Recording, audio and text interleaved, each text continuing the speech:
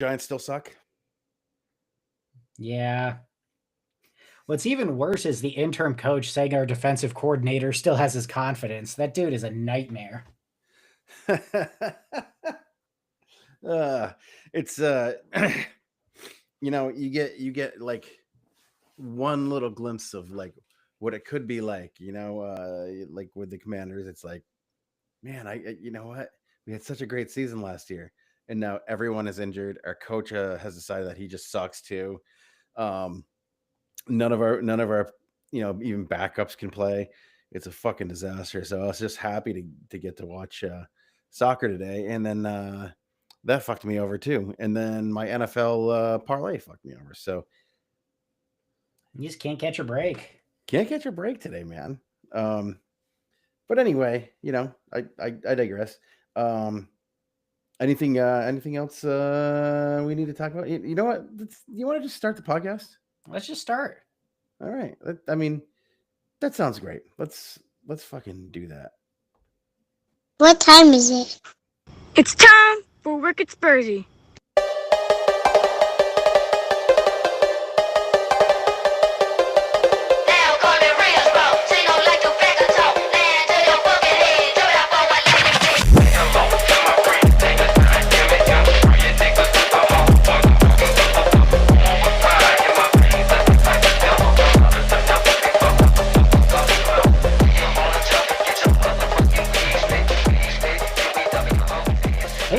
This is Wicked Spursy. You got Mike, you got Steve, and we're coming at you on a day where nothing seems to want to go right. Is that accurate, Mike? Yeah. I think I'm gonna leave that little cold open in there. It's just nothing went right. I had a 10-game parlay on the DraftKings, 25, just a $25 bet, and I was winning all the way up until the Eagles and Dallas Cowboys. And once again, my team wasn't even playing today. We had the bye week, and somehow the Cowboys found a way to fuck us over. So, or fuck me over at least. You know what though, Steve? I got to tell you, we had walking tacos for dinner. Dude, I was just explaining walking tacos to my 5-year-old. Because he likes, we get the bags of chips for him to put in his lunchbox, right? And he never eats the Fritos. And I was telling him, I was like, buddy, like, you don't understand. You can put like, taco meat, a bunch of, fixins in there and just have walking tacos with this. It's excellent. Like, you're really missing out here. Yeah. That's they actually make bags of Fritos now that are you just rip the top off and you fill it up with stuff. It's so good. I mean, it's the most fucking American thing on the fucking planet. But look, for those of you who maybe aren't in America and you're trying to wrap your head around this, let me just say, for a while, I thought that was probably like the dumbest thing anybody could have come up until I had one. It's just genius. It really is. Like, I mean, especially if you're somebody who's on the go a lot and you need to eat something, but you're also still moving and, can't sit still. It's just exceptional. It's genius. Yeah, it is genius. We sat there and we watched the NFL games. Bag of Fritos and taco meat in hand. It was pretty cool. Good. We just hadn't done it before, and I was, I'm sick of like you got to open the taco, all the taco shells or whatever, and then like half of them never get eaten. Yeah, and it's just basically a taco salad in a bag. So like white people tacos, right? Oh yeah, of course. But anyway, how you been, man? We missed out last time. I recorded a podcast. It's on YouTube if anybody wants to see it or hear it. But I had some technical issues with the audio, and I just said, Steve wasn't available, or Steve was sick, I think, and then Brian. Oh yeah, that's what I was like, fucking dying because of. It was there was a lot of shit that all happened all at once, so we didn't get to do it, and so I just decided like I'll just leave that. And then I said, fuck it. You know what? I'm going to put it out. And then I went to play with the audio, and the audio was all bad. And I was just rambling at points, and, as I do. But so we didn't put it out. So it's been a couple of weeks since Wicked Spursy was here. I'm very, very sorry to anybody who still listens to us, or who still wants to listen to us. Dave does, I assume. Yeah, He maybe seems to Dave. be in the know, even if he, is spending time with his family instead. Exactly. Special But yeah, shout out to I mean, Dave. We still love you.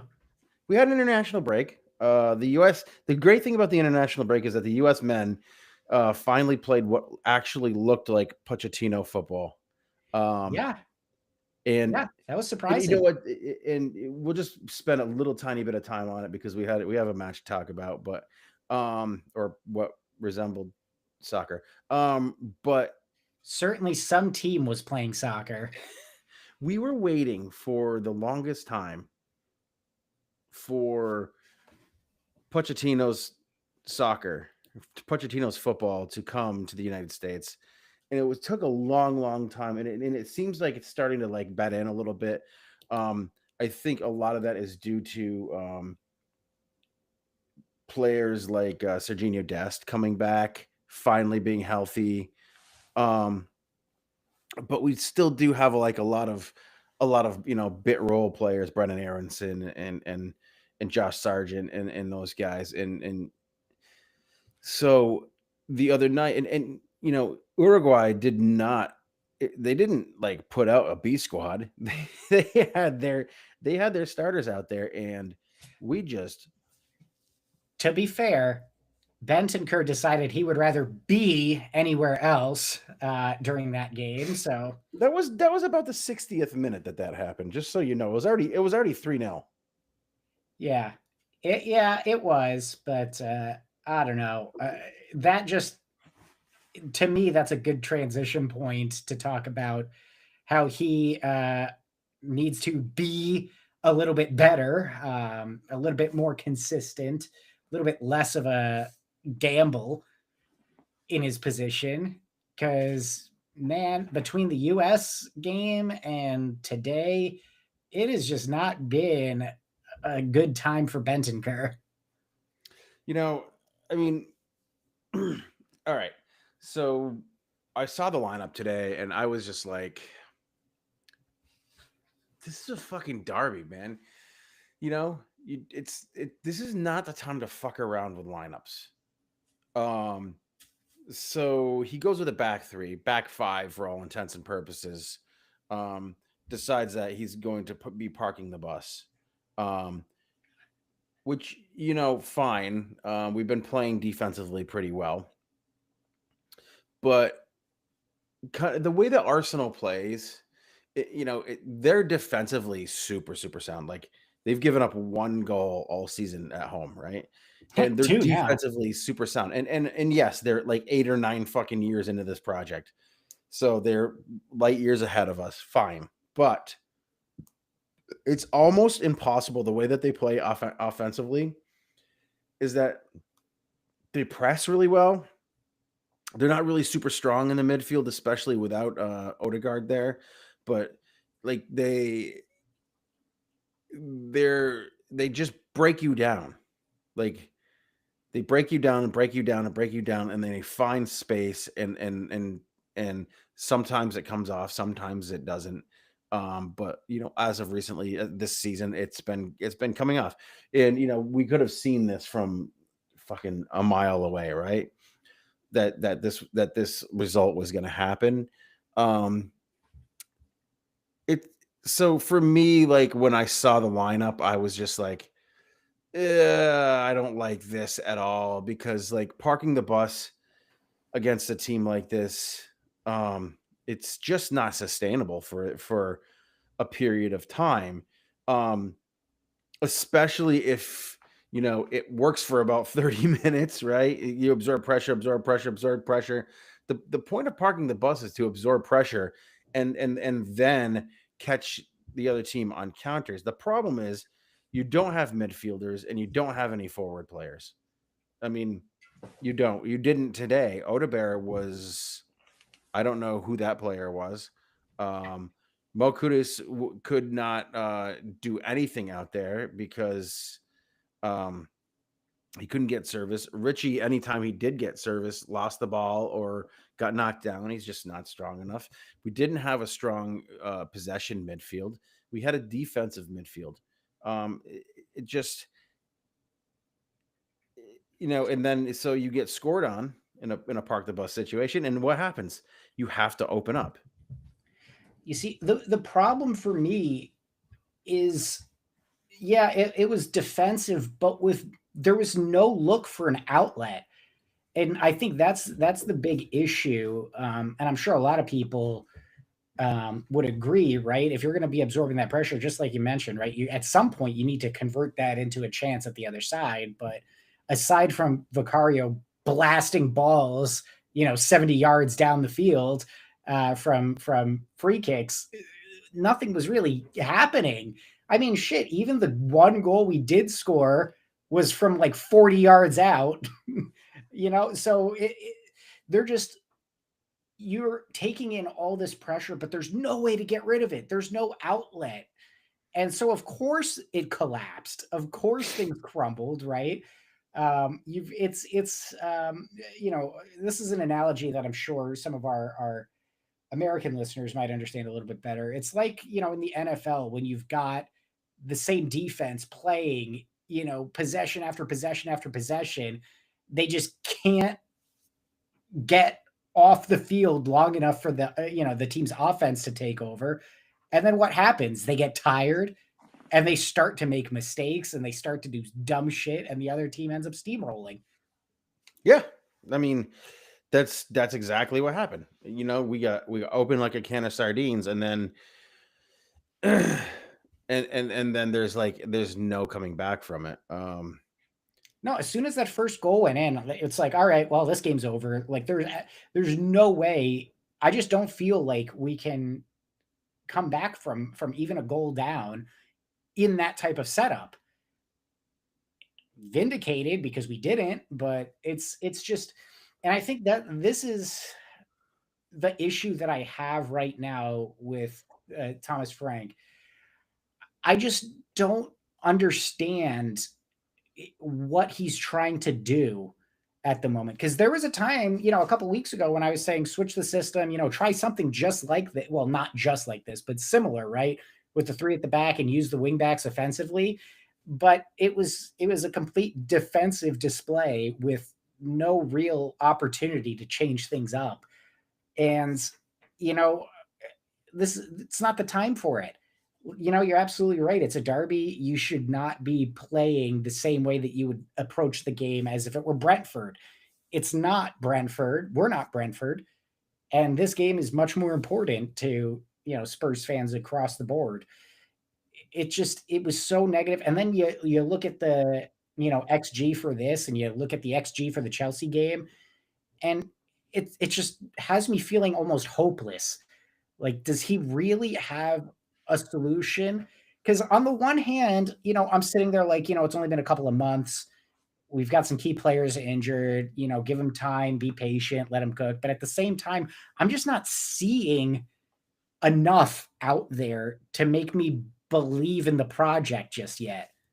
Right. So, like, while I'm not going to join the bandwagon of people calling for him to be sacked, if he was sacked, I also don't know that I would be terribly upset at this point. There's a difference between, like, with Ange, you could at least tell what he was trying to do, right? It didn't work long term. We all know that. We all know what happened. But there were points, even when it was falling apart, where it's like, okay, but you can see what he's trying. It could work. It could get a result. I don't see that with Frank right now. Do you think that our off season? I'm just gonna keep this kind of like. I don't want to get too much into the game because obviously nobody wants to relive that fucking display. But do you think that God and Brian might be vindicated in his love for Ange and his feelings that he thought Ange should have stayed around. But do you think that at any point in the offseason that we would have made more impactful signings had we kept Ange? No. I just, Ange had a different kind of like naivete to his approach. It was arguably more entertaining, but at the end of the day, right, results are what they are, and you need to be winning games, right? So for me, it was time for him to go. We got the trophy. That's great. But he was not willing to change. There was no way he was going to be tactically flexible or nuanced. Um, and at the time, having somebody like Thomas Frank come in where he was supposed to be tactically nuanced, it felt right. It felt like a good step, right? We had the capability to play offensively, and here's somebody who's going to, shore up the defensive side of things and make the unit a bit more cohesive. But it's almost like he overcorrected in the opposite direction and made them, better on the defensive side, but completely gave up on the attacking side of things. And I think what he needs to realize is, we as fans want the team to be brave. I think a lot of the fun moments under Ange were when we were trying hard, we were pushing, we were trying to be brave. I don't think we need to be, completely suicidal at the back to make that happen. But I do think there's a way for this team, even with the injuries, to find that balance between being,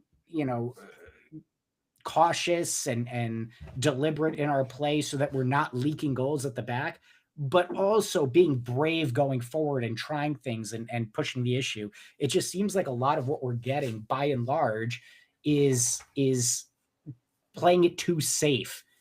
And I don't know if that's because he's afraid of losing more players to injury. I don't know if it's because the players themselves just don't have the confidence to get out there and do the job.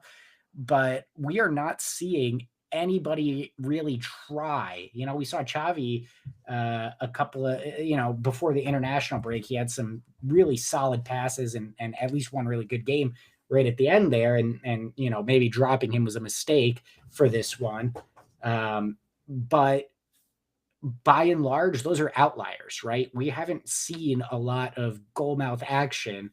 I mean, it should speak volumes that our highest scoring players are center back right now. I love Mickey Van de Ven. I think he's an incredible player, one of my favorites on the team. He should not be our highest scoring player, especially this far into the season. No, I mean, he's like legitimately within shouting distance of being able to compete for Golden Boot, right? Like, it's fucking wild, man. Like, it is wild. Just play him at striker at this point. There might be somebody that you might need to recall to play striker, who is a defender as well. Vuskovic, who is also lighting it up in the Bundesliga. He is the world's highest rated defender right now, which is fucking completely insane to me. I heard that the Flav mentioned it on the I think it was on the preview pod for the Fighting Cock. But yeah, so when I'm kind of like, I was like, Frank's got to go. Like halfway through the game, I was like, Frank's got to go. If he doesn't make changes at halftime, he's got to go. I just,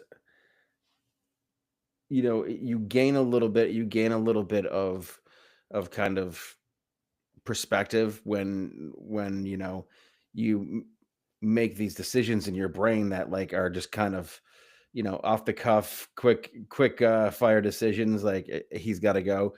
I do think that like if he goes, I'm probably fine with it. If he loses to Arsenal again in this same fashion, he's probably going to be gone before the end of the season. But I don't think we're going to be finishing 15th, 16th, 17th. I think that, in and we keep saying, "Oh, players are coming back, but it's going to take time for those players who are Eventually. coming back to bet in, right? Um, and we have to just consider the fact too that we have guys that are just back from injury, guys that are just back from international break. So I mean, the other thing, and I do think that this is a point in Frank's favor, is, you know, you do see that bounce back at least. Like the last time we had a miserable result, you know, the team at least showed up in the next game and you know, put on a performance. So fingers crossed we get that same thing happening in our next fixture. Because if we don't and it still looks that anemic, then yeah, he's going to be in the hot seat sooner rather than later. I do think that there are some personnel choices that need to be optimized in the winter window. I do think we need a big improvement on the left wing. Just the choices that we have there are not good enough to be starting, right? Like I love what energy Odebear typically brings, this performance excluded, but he is not somebody that should be starting. He's somebody who should be learning and pushing and competing. But who else is there, right? You're not playing Johnson out of position on the left. Tell, you know, again, same sort of thing. He's not somebody you want starting there or even at striker, right? These are people that need to be competing and learning. We need somebody to come in there and take it and have the same sort of impact that Kudus had at the beginning of the season. Because right now, I think our offense is entirely one-dimensional, and there's just nothing. There's no other realistic options right now to break that, aside from, in my opinion, tweaking the formation considerably. And you know that's got some of its own faults, right? Like if you just played with a one man up at the top, we've got Richarlison right now. Like you mentioned, he's not strong enough for that, right? So you can't exactly pack the midfield and hope that they can, you know, dominate through the middle. You got to play out wide. That's a better option. But again, your left wing isn't typically the greatest. And then all they have to do is just lock down Kudus. So that gets tripped up. Then what do you got, right? And at this point, I'm willing to accept that the Paulinho Bentancur experiment is just as bad as Wing Sissoko. I'm sick of it. It's just not working. It's not, right? I think Paulinho is the better of the two for what we need him to be in there. I don't think Bentancur has the consistency to do what is required of him in the midfield. The problem with that is the replacement also isn't super consistent. So that could be another position that you might want to look at strengthening. And I know we already have a bloated midfield. Granted, a lot of them are injured, but it's just not good enough. are you looking for somebody? And I'm going to mention a couple of players. Are you looking for somebody who's a young player who's proven in the Premier League, a la like a Lookman or Semenyo? Semenyo, I like. Lookman, I am. Well, everybody fucking likes Semenyo, dude. I mean, Yeah. the dude's Well, a there's a stud. reason, right? He's a talented guy. He's proven to be a great player. Lookman, I am just not super sold on. He's not had the sort of consistency in his career that sparks hope, especially coming to a Tottenham team that seems to kill consistency dead in any single player.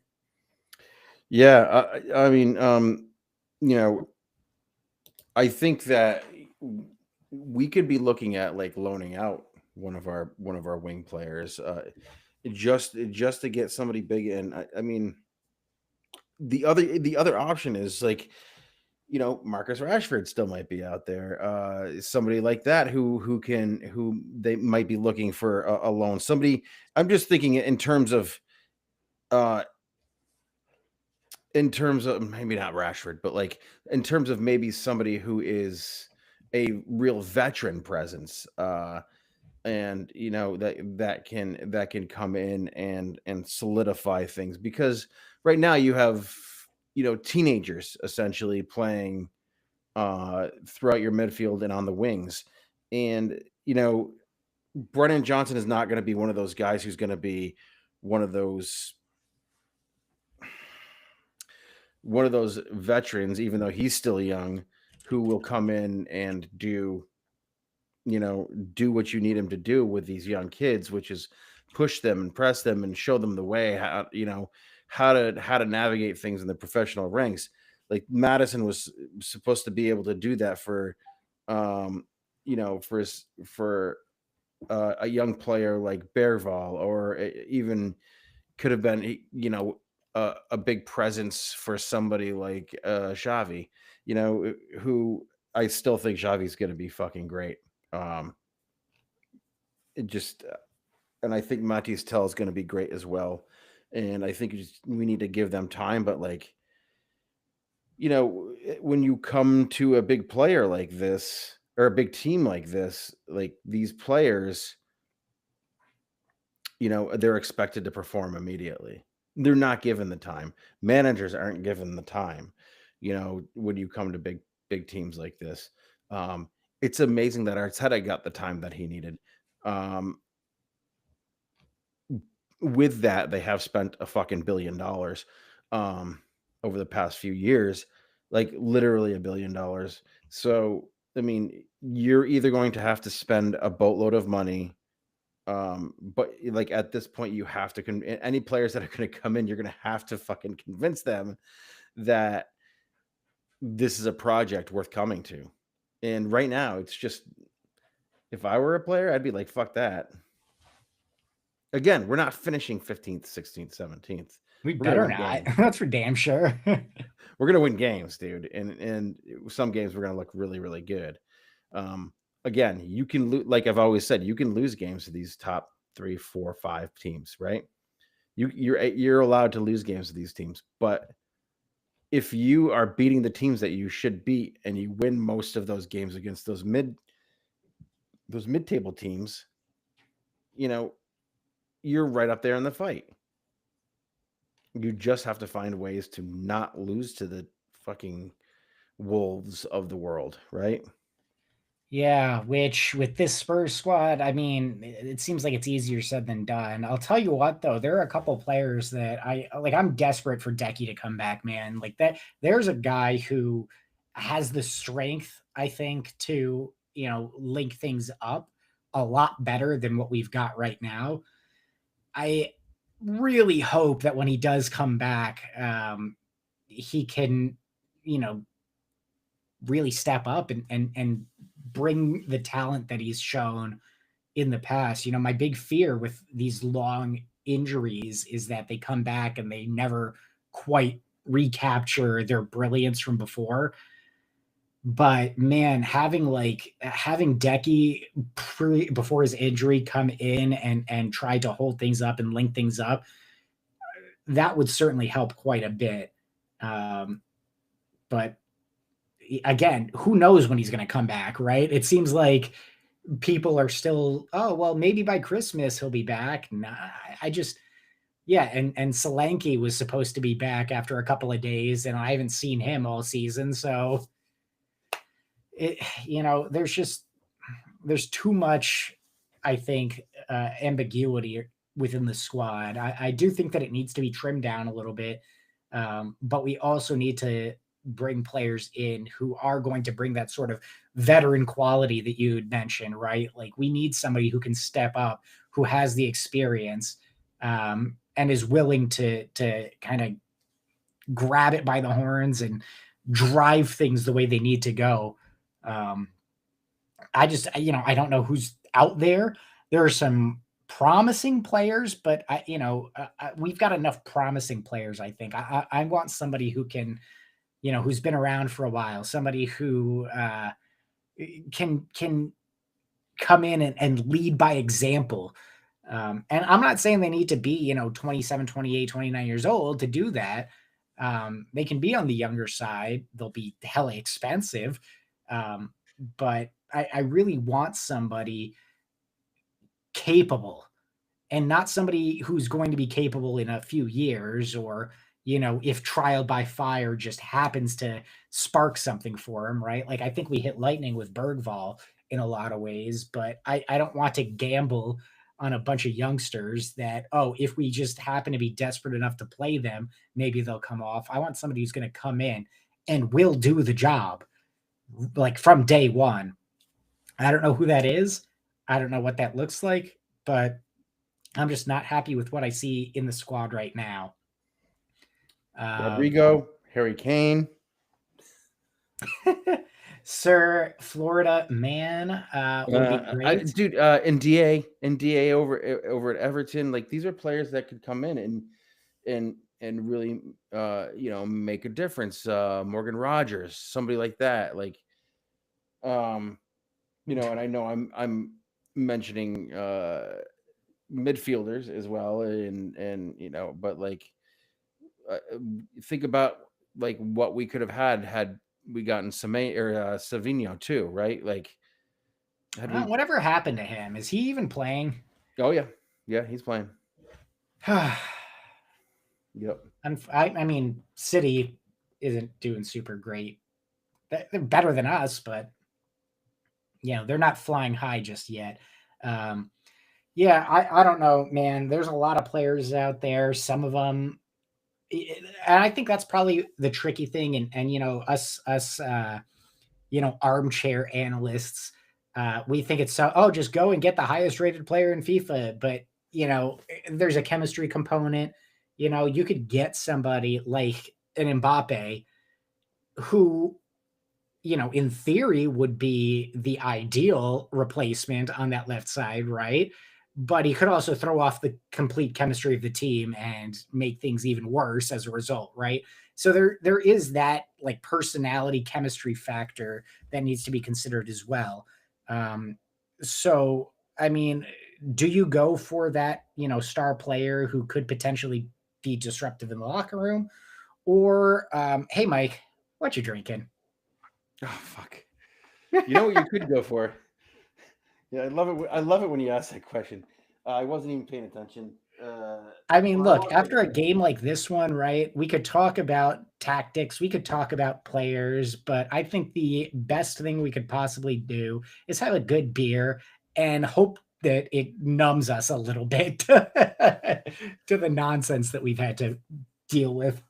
Yeah, and let's talk about beers. So today, typically good beers come from Lawson's Finest Liquids in Waitsfield, Vermont. So today I'm going to go for a beer from the Sip series. As we know, the original was Sip of Sunshine, which was a single IPA version of the Double Sunshine IPA.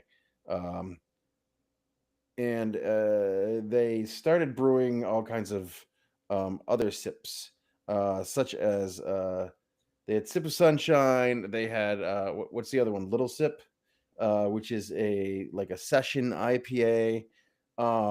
This one is called. So it goes up from the Double Sunshine. This one is called.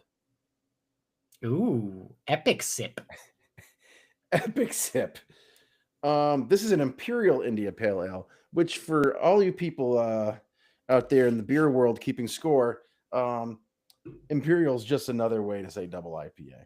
Basically, typically Imperial, like if you're talking this day and age, an Imperial IPA is something that is going to be in the range of like 7.5 to 10% alcohol. But it's like the name, the words Imperial are definitely used like interchangeably. Interchangeably, is that a word? It sounds like a word to me. It sounds like a word to me. Let's go with it. So generally what happens is like with a double IPA, obviously your alcohol is up because you're using more malted grains to boost the amount of alcohol, and you balance that with more hops, and then like sometimes that gets to be a little too much. Imperials tend to like when we're talking about in a double versus an imperial, like I said, most of the time that they're kind of used interchangeably. But I'm going to keep using the word if it's a word or not. But like historically, imperial ales are ales that are just brewed with more malts to create a higher alcohol content. And it's a traditional term that's like imperial stouts, imperial pale ales, anything that has a higher malt content, which creates more alcohol. So you're gonna have like lots of times with these double IPAs, you get like stronger hops, you have the bitterness, you have a sweetness from the malt. In Imperials, because of the alcohol content, you're gonna get a lot of like super, super, super bold maltiness. Like it hits you hard up front and then burns with that high alcohol content. This one is 9.5%. I'll just read the label since we're here. Our larger than life Imperial IPA delivers a juicy tropical fruit hop character balanced with malt backbone. Crack it open, breathe it in, and experience the dynamic hop aromas of epic proportions. Cold stored, cold shipped, cold shelved. Interesting. It's a certified B Corp. I don't know what that means, but it is. So we're just going to pop this open. I'll pour it into my little fat tulip here. Woof. Is that the smell? Yeah, man. Oh, it smells like a double sunshine IPA. All right. So we've got something familiar. So the mouthfeel on this, it's gonna feel like it's like a little bit thicker. It's gonna feel like it's like it's gonna have like a heavier mouthfeel than like a double IPA. Double IPAs are like usually like, especially New England ones, are like super citrusy. This is not. It's not see through at all. It's got a heavy biscuit head. I know you said biscuit head, but I heard bisque and was like, oh, that does kind of have like a nice soupy head. Yeah, Bisquick head. Bisquick head. Making pancakes over there now. This beer is very good, Steve. It's very, very good. Ooh, two berries. It does have like a heavier mouthfeel. It has a lot of that character from that sip of sunshine, but it's like it's not as light. It has a lot of those citrus fruits that they talk about with IPAs, the mangoes, on top of that. And it does have like a very, very strong citrus quality on the nose and on the back end of it. I really like this beer. I don't think I could have more than maybe one or two of these if I wanted to be able to perform at work the next day, which I have to do tomorrow. And it's already 9:45 p.m. So yeah, but you're a trooper. You're doing it for the fans. They need to know, and I need to know. I'm ready with a guess, but I need to know what you think it would be rated out of 5. God, I mean, if you could buy like 4-packs of, I don't know if you can buy 4-packs of this. I bought it in a 22-ounce can, 19.2-ounce can. Out of 5, this beer is getting a 3.9, Steve. Oh, I was so close. I went with 4.0. I almost went 3.9, but I thought, you know what? I'm just gonna give them the benefit of the doubt. I'm gonna be a little bit more optimistic, and that's what I get for being optimistic today, Mike. That's what I get. Yeah. Your optimism is it's the hope that kills you, Steve. Every time. Every time. No, I mean it's a 3.9 because I mean I just don't know how drinkable it is. Like it's like I guess not drinkable, but I guess you're sipping it. So Yeah, you're not crushing one of those. That's like a, you're gonna be enjoying that for a little while. yeah, yeah. I mean, this beer might be one of those beers that gets warm in your hand, as you sip it. Yeah, So, I know what I that's mean, like. it's not a terrible beer by any stretch of the imagination. It's right up there. Being was like a fucking great beer. It has all of the taste and qualities of Sip of Sunshine. It's just a little bit heavy on the alcohol burn, and I'm not a big fan of the alcohol burn. Mm, So, that'll do it. Well, this has been Epic Sip, right? At a 3.9 from Lawson's Finest Liquids. And now we get to look ahead. And I don't know that I necessarily want to look ahead because, Mike, we have 2 games coming up. Did you know that? 2 games this week. We are going to PSG on Wednesday, which just doesn't feel like I mean, I would love it to be a bounce back game. It just doesn't feel like that's going to happen. And then Xavi's scoring in that game. would be nice. But then you also have we've got Fulham at home at the weekend, which would be a good bounce back game, except we're at home and our home form has been atrocious. So I don't feel good about that either. Mike, how do you feel about these 2 fixtures? Look, I mean, this game against PSG is not. This is the fucking real deal, right? This is not the fake best team in the world competition that they came up with for the preseason.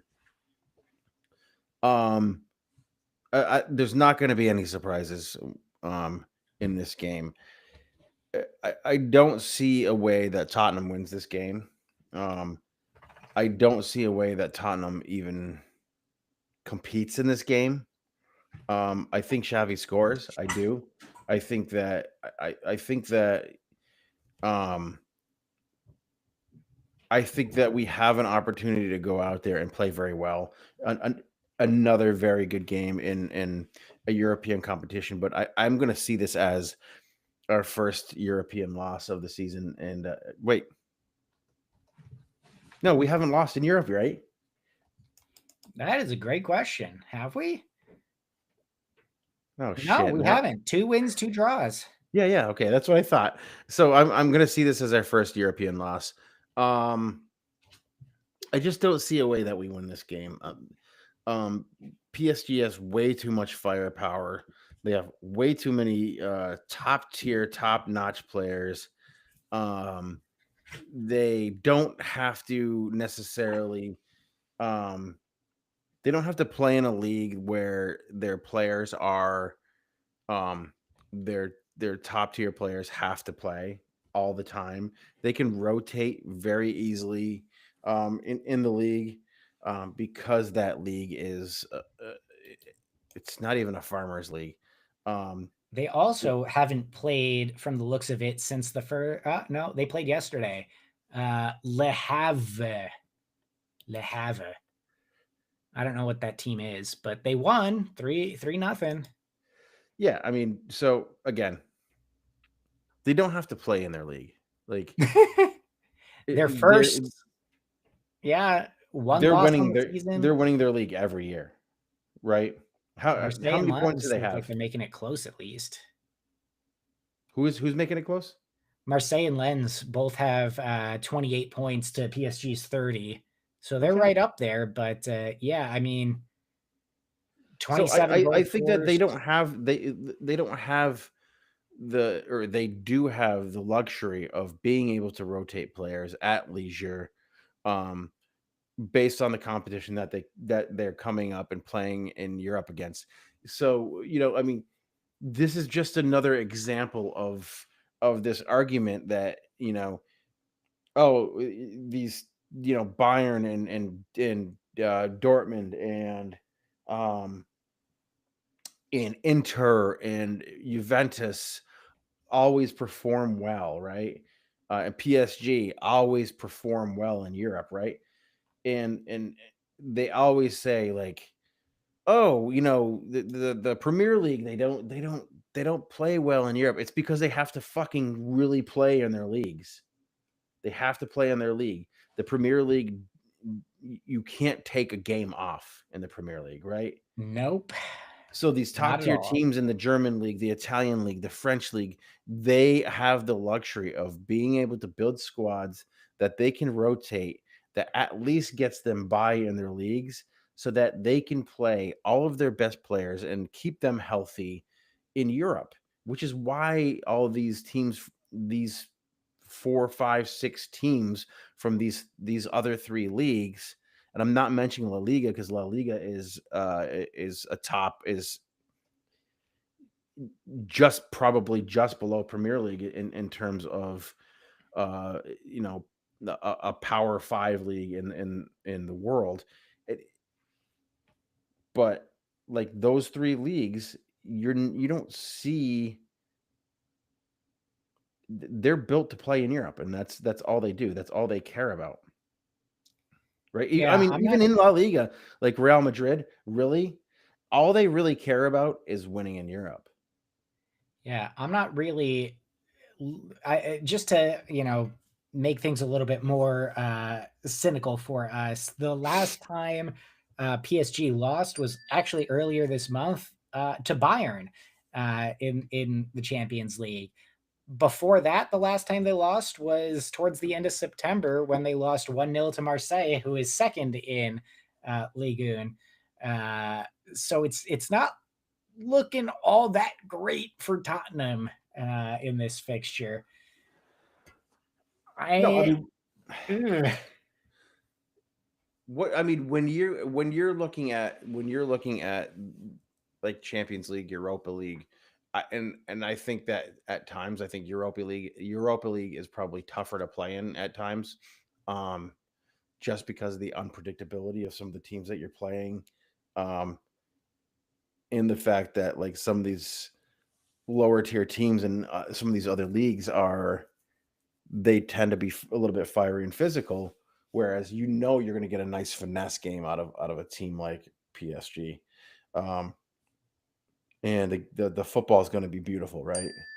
Um, that Bayern's going to be fast. They're not going to defend well, but they're going to be fast and they're going to attack. Um, so I mean, I'm not. I wouldn't. I'm not giving Spurs a chance in this game, but it won't disappoint me if they lose. Yeah, I think I agree. If they win, that would be just phenomenal. I would love to see it. I'm not expecting it. So, can I really be all that disappointed? But how do you feel about Fulham? It's a home game, which, should make us feel better than it actually does. But results speak otherwise. So Fulham at home, I don't know, man. I want that to be a good game. I just don't understand why we can't have a solid home form. Yeah, I mean, Fulham's been another one of these teams. It's kind of like they're one of those mid-tier, mid-table Premier League teams that's going to finish anywhere between 9 and 15, right? And obviously they like to play in their cup competitions.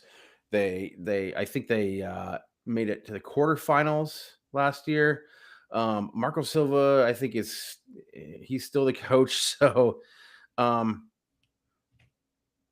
okay, so like they're sitting in what 15th right now. 15th, yep. 15th. So I mean, they had a big win against Wolves recently. They played who they play Villa recently They yesterday. beat Sunderland yesterday. They Oh, they beat lost to Sunderland. Everton Okay, before the Sunderland's international been a break. tough team. And typically you go to a place like Craven Cottage, it's a very, very hard place to play, very hard place to win.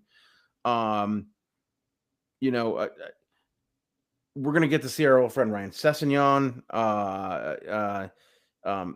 Spurs killer Raul Jimenez.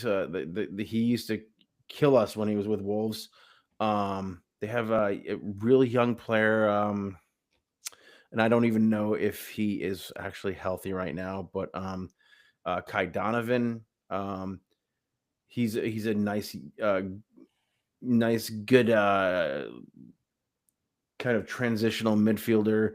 Um, but like I think the thing about Fulham is that Oh, fuck. they're very organized in their build up play. They like to play out from the back.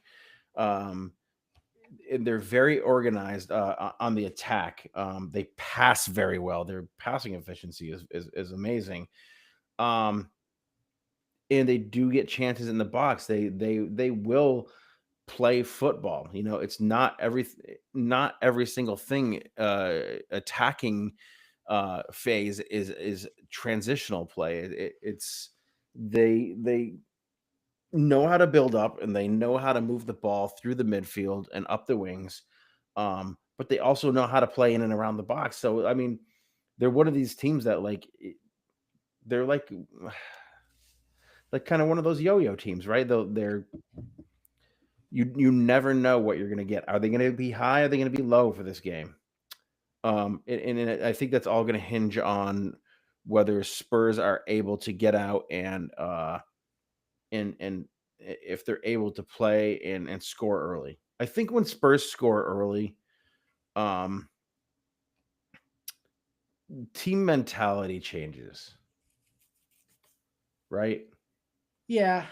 I mean, like today, you saw that the mentality was like at the second that first goal went in, the entire team shut down. The game was I mean, over, same, to be honest. right? Right. So I think that like Fulham is not a number 15 team. I think they're a number 10 through 12 team. I don't think they're in danger of being relegated at any point.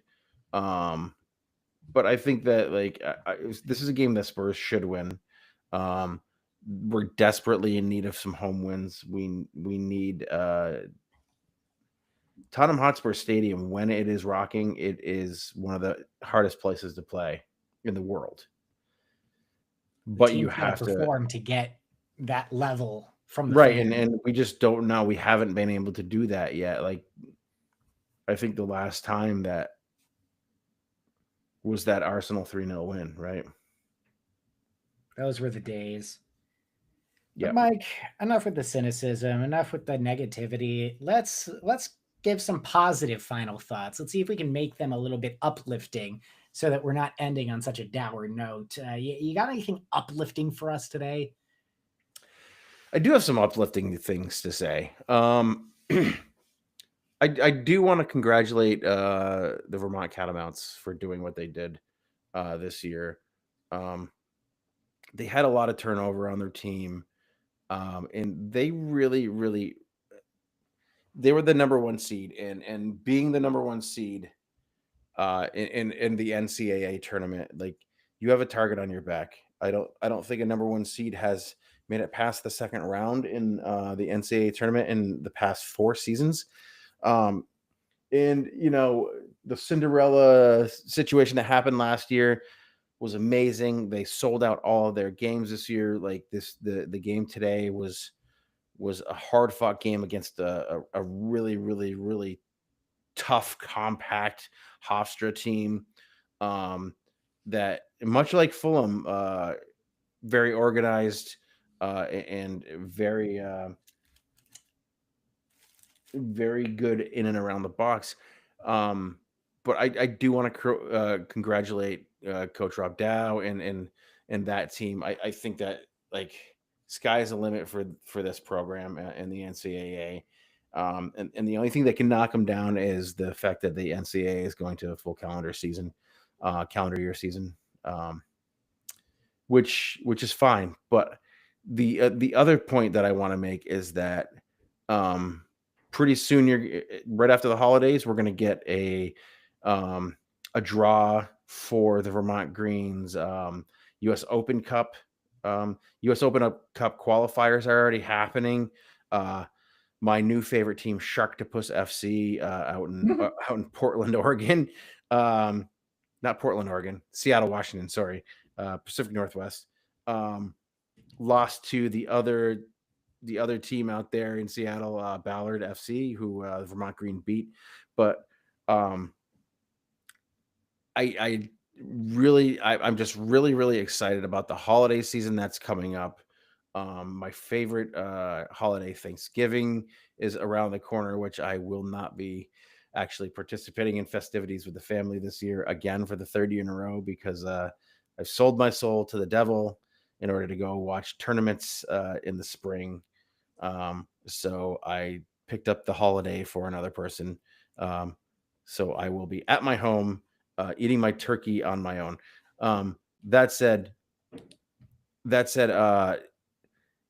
lots of cool stuff is happening. Lots of cool stuff is happening in and around soccer in the US.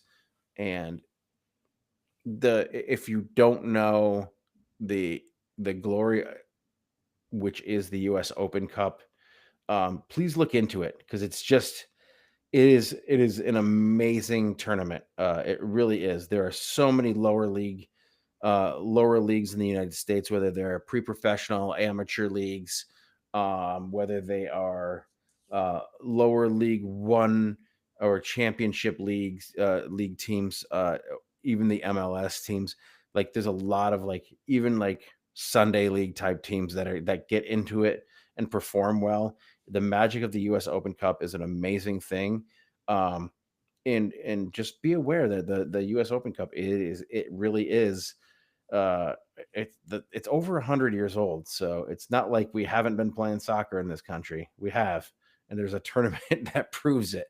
So I'm very excited that things are going to start happening around Vermont Green now that the University of Vermont season is capped off and finished, and we might start finding out about our US Open Cup team and who we might be playing. Steve and I might be making a pilgrimage to Portland, Maine, if we have to. Yeah, we'll see. We'll see.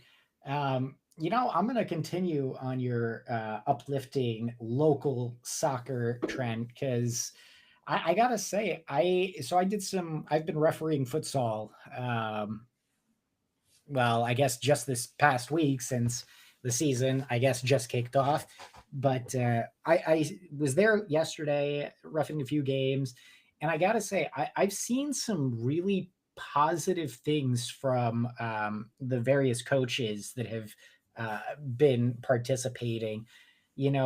These games, first off, are so much fun to watch. I mean, they're high scoring most of the time. They're fast. The kids are having a great time with it. I mean, I had a game yesterday that was like 11-10 after, and they played 25-minute halves. So it was just absolutely bonkers to watch. Frenetic pace. Yeah. But even for U10s. Yeah. Every single coach that I interacted with, whether their team was dominant or getting absolutely blown out of the water, they were uplifting, positive. They were, nobody was playing the blame game. There were no fingers being pointed. There was no negative talk or coaches, demoralizing their kids even further. It was just a lot of, hey, you know what? It just wasn't our night, unlucky. You were doing the right stuff. And these games that I refereed this week were anywhere from U10 to, varsity high school teams. So large age range, lots of different coaching styles and philosophies, but it was just very pleasant to see that level of positivity. Every once in a while you get a coach that I've noticed who is just a complete asshole. I haven't seen that so far, knock on wood that it keeps up. But I think the highlight for me was, and I got to give shout out again to Coach Todd with Farpost, because he was coaching a team. Another Farpost team was their opposition. The dude's sitting there cheering both sets of players on, because he works with both sets of players, right? He's not trying to tell his team, to do better than the other and to, go for the jugular and make them feel bad. No, it was just, oh, that was great. Little Timmy over there. Oh, great run. It didn't matter what team it was on. One of my favorite things that he does constantly is when there are nice passes, there are nice phases of play where he just goes, yes. Yeah. Like that's his thing. Like, and yeah, he's done wonders for my son. And when I come in, just to make a point, and I'm not trying to interrupt you, Steve, but just to make a point on what you're talking about, is like when I come on here and I say, I've been saying this for years. Oh, my son scored 6 goals, the other night. This is futsal. This is fast paced soccer that's played on a smaller field, like a half-size field. Like a third. Maybe a third, yeah. And it's used to develop footwork and passing ability. There were some slick passes too. I was impressed. Yeah, it's just quite amazing. And when you see these little kids playing the game, and then you look at the high school kids playing the game, and the speed is, obviously increased and enhanced throughout the high schoolers when they play. The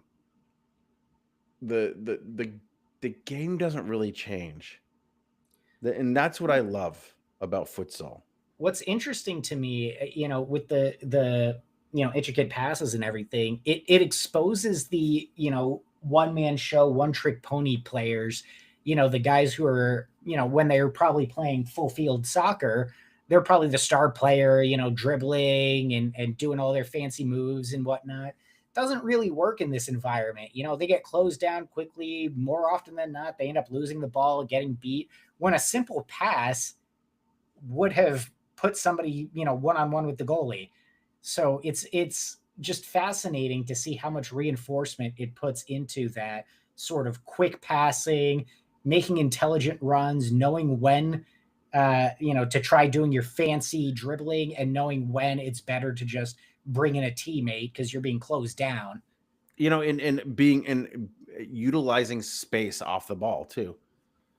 Absolutely. Finding space and utilizing the space that's on the field, and it's great to watch. And I love that Far Post is the only club in the Burlington area that does the futsal league, and I think it's amazing. It really is. It's great to watch. A lot of fun to referee too. I mean, I was getting into it. I was doing some of the God, there's an MLS ref who does the exaggerated pointing and everything. And at some point over the weekend, I was just like, you know what? I'm going to be exaggerated. These kids are, they tend to know what they're doing, right? If a ball goes out for a throw in, they're honest with each other. They know who gets the ball. So I figured, well, if I'm going to be standing here, I might as well be animated about it. So I started, big arm movements and pointing and, doing all the fun stuff. But the kids were loving it, so, and the coaches too, although one of the kids ended up taking a free kick and blasted the ball right into my arm. But anyway, I digress. I love seeing the positivity amongst the coaches, and since we've got Thanksgiving right around the corner, I'm very thankful that my son's involved in this program, and that all these coaches that I'm seeing are proving to be really positive role models for all the kids in the community. Absolutely. We bleed orange in my house, so I can see why. I totally get it. yeah. But yeah, this has been Wicked Spursy. Mike, if you'll allow, I have just a couple of quick things that I'd like to get out before we shut down for the evening. Sure. Yeah, the first of which is Kois. Oh, you said you had a couple things, right? So what's Yes. the So the second thing would be, just don't be an asshole. All right. And Mike, do you have any final thoughts, any final words you'd like to leave for us? Guys, it is the holiday season. It's coming up. Please try and be with your families if you can. And while you're doing that, if you can't be with your family, just be thankful that you're upright, you're walking around, and try to make positive change in your community. Well said, Mike. Well said. And is there something else that maybe is going to kill both of us to hear, but I'm sure we just love it anyway? Tottenham Hotspur action. It's fantastic. It's something, man.